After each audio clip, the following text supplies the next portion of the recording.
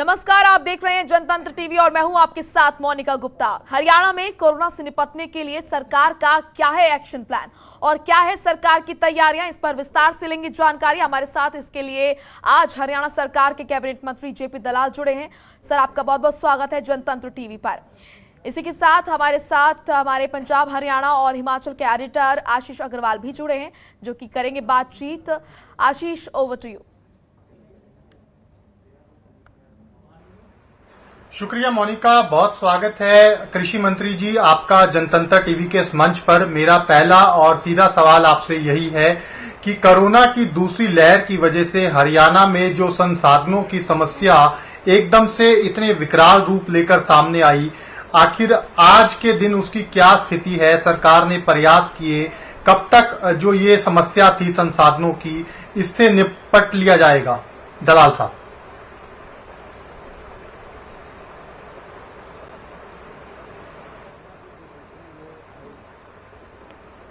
एकदम से ऐसा लगता था कि संसाधन का प्रावधान करना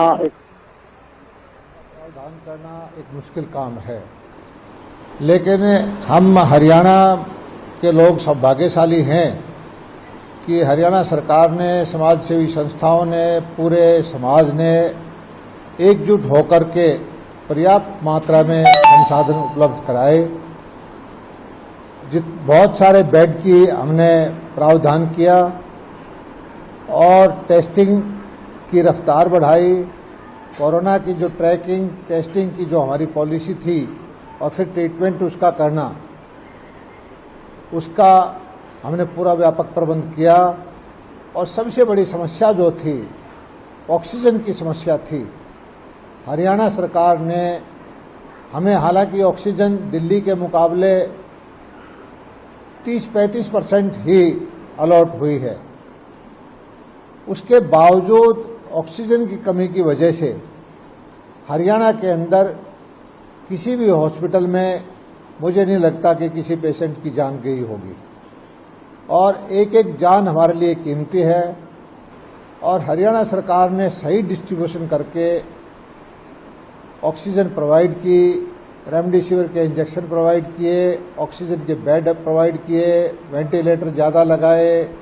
और अभी जो हमारे मुख्यमंत्री जी ने टीम बनाई, 8000 टीमें बनाकर, क्योंकि इस पहली बार जो है ग्रामीण क्षेत्र के अंदर कोरोना ने अपने पांव पसारे हैं, तो वहीं पर जाकर टेस्टिंग करके और उन पेशेंट्स को आइडेंटिफाई करके जैसी उनको ज़रूरत है, हमने किट प्रोवाइड की, जिसके अंदर ऑक्सीमीटर भी है, भाप लेने का एक केटल भी है, थर्मामीटर है और जो प्रारंभिक स्तर की जो दवाइयाँ होती हैं वो भी हैं।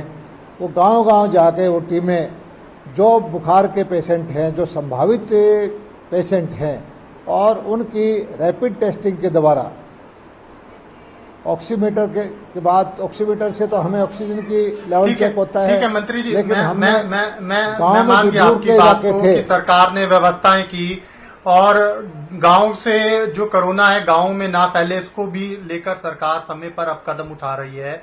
लेकिन आज जो एक समस्या है वो वैक्सीन की डोजों की बड़ी सरकार के सामने खड़ी हो गई है, क्योंकि वैक्सीन की डोज कम पड़ रही है, लोग वैक्सीन लगवाने वाले ज्यादा हैं। इसको लेकर जो दिक्कत आ रही है वो कब तक सुलझा ली जाएगी? दलाल साहब। देखिए, हमारा देश की जनसंख्या विश्व की एक तरह से एक छठा हिस्सा है, बहुत बड़ा विशाल जनसंख्या है, बहुत ज़्यादा डोज की ज़रूरत है। और दुर्भाग्य से कुछ राजनीतिक पार्टियों ने ये दुष्प्रचार भी किया, भ्रम फैलाया कि कोरोना की डोज से ये बीमारी फैल जाएगी, ये खराबी आ जाएगी, छोटी राजनीति की। और शुरू में लोग आगे भी नहीं आ रहे थे ग्रामीण क्षेत्र के, लेकिन अब धीरे धीरे करके लगाने के लिए तैयार हो गए हैं लोग। कल मैं कई जिलों का हमारा डाटा को ट्रैकिंग कर रहा था कि बहुत सारी जगह स्लॉट जो हमने प्रोसेस शुरू किया है वैक्सीनेशन के लिए, वो खाली हैं, लोग पहुंच भी नहीं पा रहे हैं। हरियाणा के अंदर वैक्सीन की कोई कमी नहीं है और हमने पहले ही इस समस्या को भांप लिया है कि जो नंबर्स हमें वैक्सीन के मिले हैं उनको खत्म होने से पहले हमने ग्लोबल टेंडर कर दिया है और हमारा लक्ष्य ये है कि हरियाणा को देश के अंदर सबसे पहले ज़्यादा से ज़्यादा मात्रा में वैक्सीनेशन करके और उसमें हम इस तरह का कोशिश करें कि कोरोना को हराएं। और मानव स्वभाव है, अमेरिका से ज़्यादा टेक्नोलॉजी में आगे देश कोई नहीं है। 30-32 करोड़ की पॉपुलेशन है, वहाँ भी वो वैक्सीनेशन नहीं करवा पाए। 50-60% का ही वैक्सीनेशन अभी तक हुआ है, लोग करवा नहीं रहे थे। लेकिन अब जो है अमेरिका ने मेरी समझ में ऐसा है कि इंसेंटिव दिया है कि जो डबल वैक्सीनेशन करवा लेगा उसको मास्क लगाने की जरूरत नहीं है और नहीं है। आपकी बात मान ली, तो वैक्सीनेशन का काम को हम तेजी से बढ़ा रहे हैं कि जी वैक्सीनेशन से ही जुड़ा एक सवाल हो रहा है कि वैक्सीनेशन जब आप लगवाने जा रहे हैं तो एक साइट है जिसके ऊपर आपको पूरा अपना डाटा जो है वो अपलोड करवाना होता है, उसी के बाद वैक्सीन आपको अलॉट होती है, आप रजिस्टर होते हैं और वैक्सीन आपको लग पाती है। अब जब ग्रामीण क्षेत्रों में कोरोना तेजी से फैलता हुआ दिखाई दे रहा है तो ग्रामीण क्षेत्रों में जो लोग हैं वो बहुत ज्यादा एजुकेटेड नहीं है, उनके पास स्मार्टफोन नहीं है। तो ऐसे में सरकार कैसे इस समस्या से भी निपटेगी, क्योंकि ग्रामीण क्षेत्र में अगर लोग संक्रमित बड़ी संख्या में हो जाते हैं या उनको संक्रमित होने से रोकने के लिए समय पर वैक्सीन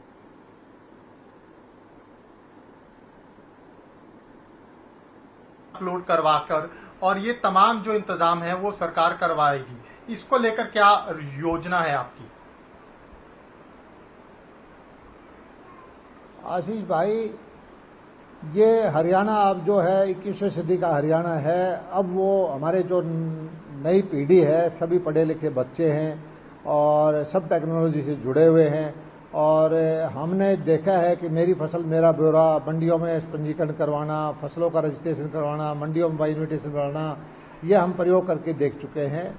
और लोग जो है इस डाटा को जल्दी से जल्दी प्रयोग करते हैं और जो जैसी जैसी आगे समस्याएं आएगी उसका समाधान करेंगे। अभी तो हम देख रहे हैं कि हमारा जो वैक्सीनेशन का अभियान है वो सुचारू रूप से चल रहा है और अब जो वैक्सीनेशन के लिए हम सेंटर बढ़ा रहे हैं, गांव-गांव में टीम लेके जा रहे हैं और जो 45 से ऊपर के जितने भी सदस्य हैं उनको तो रजिस्ट्रेशन करवाने की जरूरत नहीं है। 18 से 45 के जो लोग हैं उनको स्लॉट लेने की जरूरत है और उनको पता लग जाता है कि इस वक्त उनको आज वैक्सीनेशन करवाना है तो कौन सी पीएचसी पे, कौन सी सीएचसी पे स्लॉट खाली है और वो धड़ल्ले से जाके तुरंत जाके वैक्सीनेशन करवा के आ सकते हैं। ठीक है दलाल साहब, आपको मुख्यमंत्री जी ने भिवानी और चरखी दादरी जिले की जिम्मेदारी दी हुई है कि कोरोना से निपटने के लिए आप इन दोनों जिलों को संभालें। आज के दिन इन दोनों जिलों में क्या स्थिति है और क्या कुछ आपका एक्शन प्लान है इन दोनों जिलों को लेकर, वो क्या रूपरेखा आपके द्वारा बनाई गई है?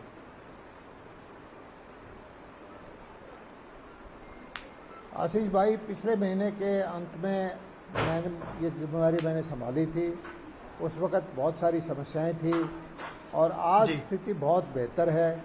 आज भी मैं दादरी का अधिकारियों की मीटिंग लेके गया हूँ। दादरी गया था, हॉस्पिटल का निरीक्षण किया, बारडा की सीएचसी का किया, लोहारू की सीएचसी का किया और कल मैं भिवानी जिले की मीटिंग करके बहुत सारे जगह पे देखूंगा। और मुझे एक संतोष हुआ कि मैं आज बारडा में गया, 20 ऑक्सीजन बेड थे और कल उस हॉस्पिटल के अंदर सिर्फ 2 पेशेंट थे, वो दोनों डिस्चार्ज हो गए। आज हमारे पास इस तरह ग्रामीण इलाके के अंदर बेड अवेलेबल हैं, डॉक्टर अवेलेबल हैं और ऑक्सीजन की कमी नहीं है, रेमडेसिविर के इंजेक्शन है, वेंटिलेटर उपलब्ध है और वहाँ पर जो है हमारा जो नए केस आ रहे हैं वो भी घटते जा रहे हैं और अब जो है हमारा नए केस आने के बजाय जो डिस्चार्ज होने वाले हैं, जो ठीक होने वाले हैं, वो पेशेंट ज़्यादा हैं। एक ये अच्छा शुभ समाचार है कि नए केस घट रहे हैं और हॉस्पिटल से ठीक होकर लोग ज़्यादा जा रहे हैं। किसी भी तरह की मुझे नहीं लगता कि अब कोई हबड़ तोबड़ है। अलग अलग तरह के अपने सिस्टम अधिकारियों को जिम्मेदारी दी है। एक अधिकारी को जिम्मेदारी दी है ऑक्सीजन का मैनेजमेंट करने की, एक अधिकारी को दी है वैक्सीनेशन की, एक अधिकारी को ड्यूटी दी है कि वो हर रोज़ पोर्टल पे वो डाले बेड की व्यवस्था क्या है, कहाँ कहाँ बेड खाली है ऑक्सीजन के, वेंटिलेटर उपलब्ध कौन से अस्पताल में उसकी ड्यूटी दी है। जी। कुछ एक अधिकारी को जी। ड्यूटी दी है कि गांव-गांव में जाके जो किट बंटवाएगा, और इसी तरह से अलग अलग हमने काम का बंटवारा कर दिया है। और वो जनप्रतिनिधि हैं, चुने हुए लोग हैं, ठीक उनको है। भी उसमें मैं मान गया मंत्री जी की सारे जो संसाधन है वो अब आपने जुटा लिए हैं। जी, ठीक है, आपने सारे संसाधन जुटा लिए हैं। अब आप जो दावा कर रहे हैं कि धरातल पर समस्याएं, जी थोड़ी बहुत जी बताइए। कुछ समस्याएं हैं, लेकिन उनका समाधान हम ढूंढ रहे दिक्कतें हैं अभी भी धरातल पर कुछ है। ठीक है, अब इसमें एक सवाल ये है मंत्री जी कि भिवानी से हमने 50 जी, रिपोर्ट किए। मेरा एक सवाल ये है, इसी से जुड़ा हुआ सवाल है मंत्री जी। 50 जी मंत्री जी, इसी से जुड़ा हुआ सवाल ये है कि भिवानी और चरखी दादरी के जो शहरी क्षेत्र हैं वहां पर संसाधन आपने जुटा लिए हैं, लोग भी जागरूक हैं, लेकिन जिस तेजी के साथ कोरोना ग्रामीण क्षेत्रों में फैल रहा है, लोग टेस्टिंग कराने कम निकल रहे हैं, ऐसे में एक डर का माहौल जो है वो लोगों में देखने को मिल रहा है। क्योंकि हमारी टीमों ने भी वहां पर जाकर जब धरातल पर सारी स्थिति का अवलोकन किया तो इस तरह के जो हालात थे वो नजर आए। लोगों के बीच में जो ये माहौल बनता जा रहा है भय का, इससे आप कैसे निपटेंगे, कैसे लोगों को इससे बाहर लेके आएंगे? इसको लेकर भी क्या कोई आपके वॉलंटियर्स ग्रामीण क्षेत्रों में काम करेंगे? क्या कोई इसको लेकर भी एक्शन प्लान बनाया गया है आपकी तरफ से?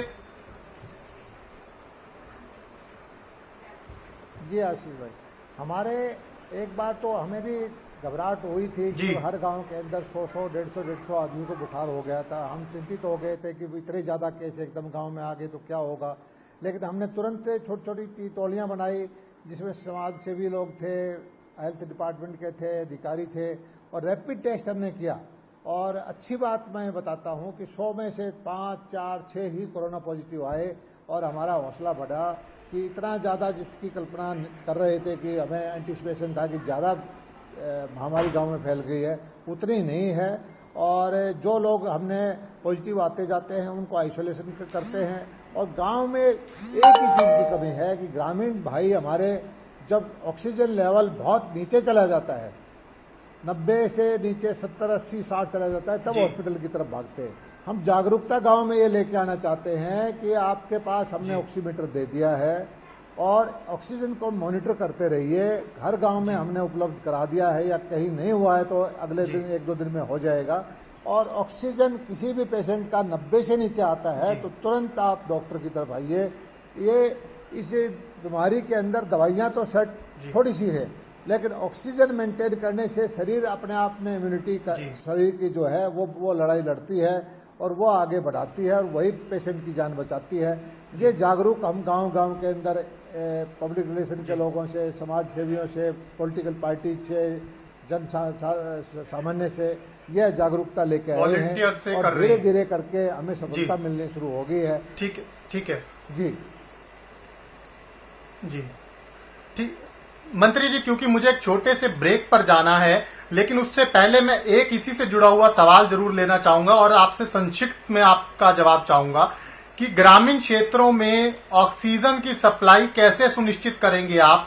क्योंकि जो आपका भिवानी और चरखी दादरी का जो जिला है ये बहुत भौगोलिक स्थिति में फैला हुआ है, दूर दराज के क्षेत्र हैं, तो जो होम आइसोलेटेड मरीज हैं ग्रामीण क्षेत्रों में, उन तक जो ऑक्सीजन पहुंचाने की सरकार की योजना है, ये कैसे आप इसको अमली जामा पहनाएंगे? इसके लिए क्या तैयारियां की गई हैं आपकी ओर से? बहुत संक्षिप्त में मैं आपका जवाब चाहूंगा।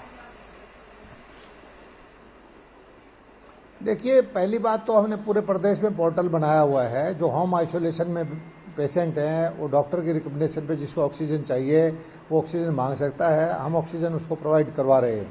ऐसे बहुत सारे पेशेंट्स को हमने प्रोवाइड भी की है। और भिवानी और दादरी जिले के अंदर तो हमने बोल रखा है कि कोई भी कोरोना पॉजिटिव पेशेंट सिलेंडर लेके आता है तो उसको हम तुरंत ऑक्सीजन देते हैं, और किसी को हमने मना नहीं किया। ऑक्सीजन की हमारे जिले के दोनों जिलों के अंदर कोई शॉर्टेज नहीं है, ऑक्सीजन हमारे पास उपलब्ध है, सिलेंडर की हमारे पास सरप्लस नहीं है। तो लोगों ने अपने व्यवस्थाएं कर ली हैं, जहाँ वहाँ से सिलेंडर कर लिए हैं, और बहुत सारे सिलेंडर्स हम ऑक्सीजन के पेशेंट जिनको ऑक्सीजन की जरूरत है गांव में हर रोज प्रोवाइड कर रहे हैं। और धीरे धीरे करके हमारी कोशिश ये है कि जो हमारे कंसंट्रेटर हैं, जो बिजली से चल जाते हैं, जो ऑक्सीजन बनाते हैं 5 लीटर या 10 लीटर वाले, वो गांव में प्रोवाइड करें। एक पेशेंट को वो दे दें, वो ठीक हो जाए तो नेक्स्ट को दे दें। इस तरह की हमारा समाधान करने का इरादा है। और 50 हमारे कंसंट्रेटर अमेरिका से आज ही आए हैं, कल परसों तक कस्टम से छूट के भिवानी जिले के लिए मैंने दान दिए हैं। वो सब गांव के हर 50 को तो सुविधा इस चीज़ की मिल जाएगी कि ऑक्सीजन नहीं लेनी पड़ेगी, कंसंट्रेटर अपने आप देगा। दलाल साहब, कृषि विभाग आप चलाते हैं।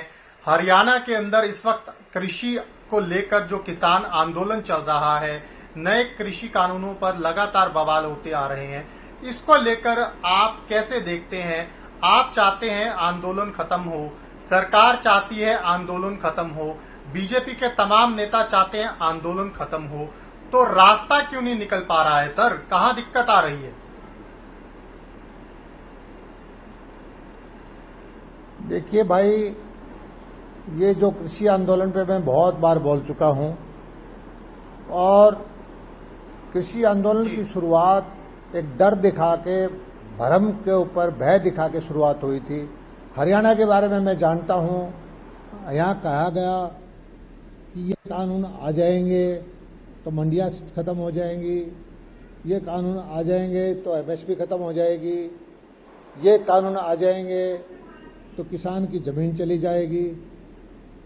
मुझे एक चीज बताइए जी, जब मामला सुप्रीम कोर्ट के अंदर है, सुप्रीम कोर्ट ने उन कानून को लागू ही नहीं किया, हरियाणा के अंदर वो कानून लागू नहीं है, पंजाब के अंदर वो कानून लागू नहीं है, तो मुझे बताइए कि आंदोलनकारी बहुत विद्वान हैं, बड़े बड़े ज्ञानी लोग हैं, तो इसका औचित्य क्या है?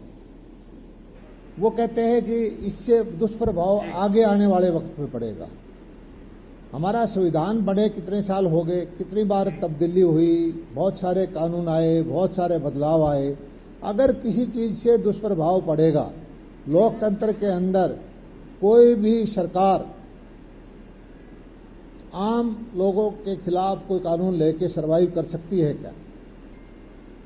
ऐसा कोई लगेगा चुनी हुई सरकार को तो तुरंत इस फैसले को संज्ञान में लेके बदलेगी। और मेरा मानना यह है कि कानून बनाने का अधिकार पार्लियामेंट को है, उसकी समीक्षा करने का अधिकार सुप्रीम कोर्ट को है, आंदोलन करने का अधिकार है। और आंदोलनकारी भाई जो है वो अपनी शंकाएं, अपनी आवाज देश के जन जन तक पहुंचा चुके हैं। अब जब संज्ञान सुप्रीम कोर्ट ने ले लिया है, उसने अपनी कमेटी बना दी है और उसकी रिपोर्ट आनी है, सुप्रीम कोर्ट को फैसला लेना है। और इतना सदियों के बाद ऐसी भयंकर विपदा जब आज के दिन आई हुई है, इस विपदा के समय जो कोरोना की महामारी है, तो कृपा करके एक बार अपने आंदोलन को स्थगित करें। आपको लगे कि आपको कुछ अनुकूल चीजें नहीं आती, कोई और वजह आती है, तो जीवन है हमारा, आंदोलन फिर कर लेंगे आगे आने वाले वक्त में।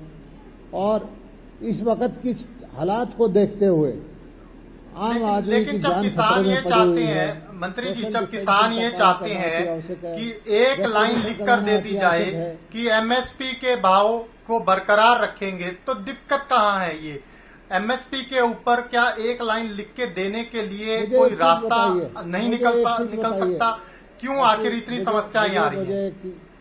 जी, मुझे क्या कोई आंदोलनकारी नेता बता पाएगा हरियाणा जितने एमएसपी कहीं किसी प्रदेश में और मिलती है? हमारे यहाँ हमने सरसों पूरी खरीदी, बाजरा खरीदा, मक्का खरीदा, सूरजमुखी खरीदी, मूंग खरीदे, चने खरीदे।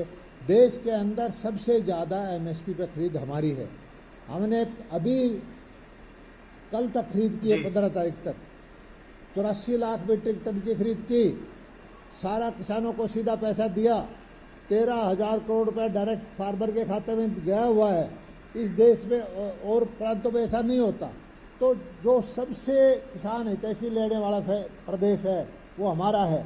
बाजरे की खरीद में हमने 1000 करोड़ का घाटा खाया। हरियाणा के अंदर फसल बीमा योजना का लगभग 4000 करोड़ रुपया बंटवाया। हम ड्रिप इरिगेशन पे सिंचाई की सुविधाओं के लिए 85% तक सब्सिडी दे रहे हैं। हम मंडियों का नया निर्माण कर रहे हैं। मंडियां कोई हजारों करोड़ की लागत से ठीक है, लेकिन कोरोना के जो हालात हैं, जो महामारी है, ऐसे में ये आंदोलन कहाँ तक उचित है? क्यों इसके लिए कोई और रास्ता नहीं निकल पा रहा? हरियाणा के किसान को कोई दिक्कत होगी उसका समाधान करना मेरा दायित्व है। हरियाणा सरकार का मंत्री हूँ, किसानों का मंत्री हूँ, मैं उसका समाधान करने लेकिन मंत्री जी वही बात मैं कर रहा हूँ ना कि आज जो कुछ हिसार में हुआ, जो पूरे प्रदेश में हो रहा है। मुझे एक चीज सवाल पूछता हूँ जी भाई, मेरी बात सुनिए पहले। हरियाणा जब सबसे ज्यादा MSP पे खरीद करता है, सबसे बताइए ऐसे फैसला लेता है, तो हरियाणा के किसानों की देखभाल करने में हरियाणा कोताही नहीं बरतता, तो ये नेता लोग जहाँ समस्या है किसानों को वहां जाए ना। ठीक है, चलिए बहुत शुक्रिया कृषि मंत्री जेपी दलाल जी, आप जनतंत्र टीवी के साथ जुड़े और बड़ी बेबाकी के साथ आपने उन तमाम सवालों का जवाब दिया जो हरियाणा के लोग, हरियाणा की जनता जानना चाहती है। बहुत शुक्रिया हमसे जुड़ने के लिए। Over to you Monika. और कैबिनेट मंत्री जेपी दलाल, आपका भी बहुत बहुत शुक्रिया हमारे साथ जुड़ने के लिए। फिलहाल इस बुलेटिन में इतना ही। आप देखते रहिए जनतंत्र टीवी। नमस्कार। खबरों के निष्पक्ष विश्लेषण के लिए सब्सक्राइब करें Jantantra TV and press the bell icon. Never miss any update.